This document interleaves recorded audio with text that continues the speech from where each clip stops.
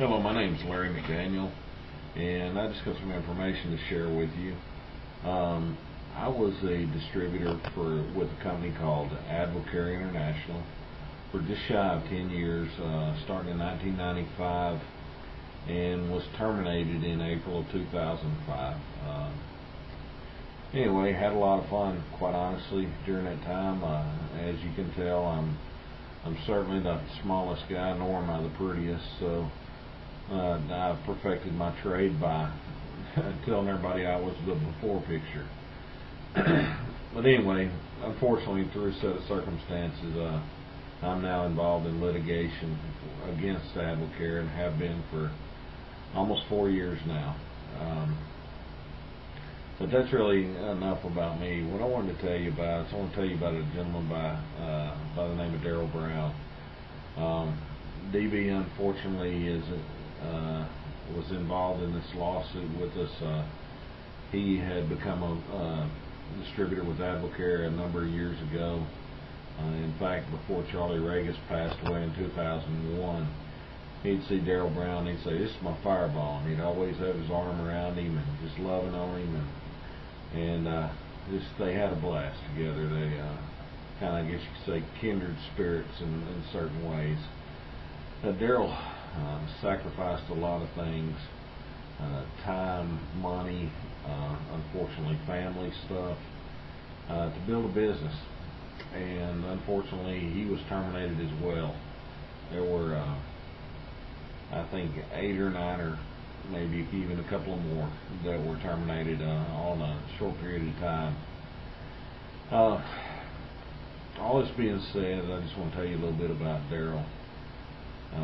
Like I said, Daryl was terminated from Advocare. Through that situation, it set off kind of a chain reaction of events in his life.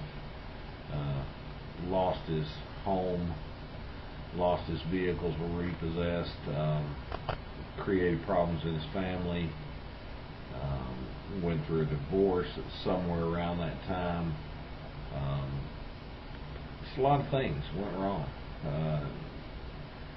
And unfortunately, last week, during a weekend, Daryl Brown was found. He had passed away. He'd had a massive heart attack or an aneurysm. I don't know which. I'm not a doc, but he passed away.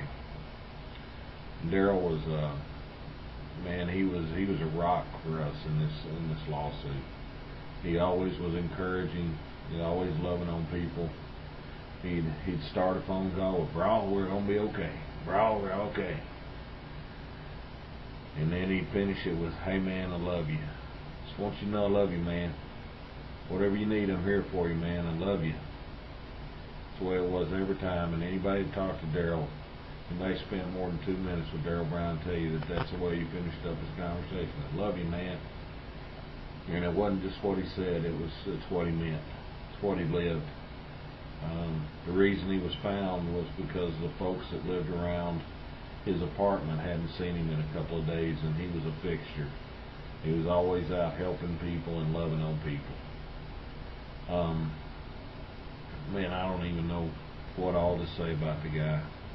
But what I do know is Daryl had been in this lawsuit, unfortunately, for ever since it started. We go to trial in about 70 days, give or take a day or two, and Daryl's not going to be there. And the poor man had lost everything he owned. His stress levels were through the roof. Somebody stole his dream. The sad thing is greed is incredibly cruel, and it has no conscience.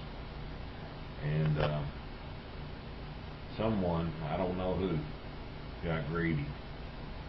But I'm going to tell you, in about 70 days, we're going to go to trial, and eventually there's going to be a verdict one way or another.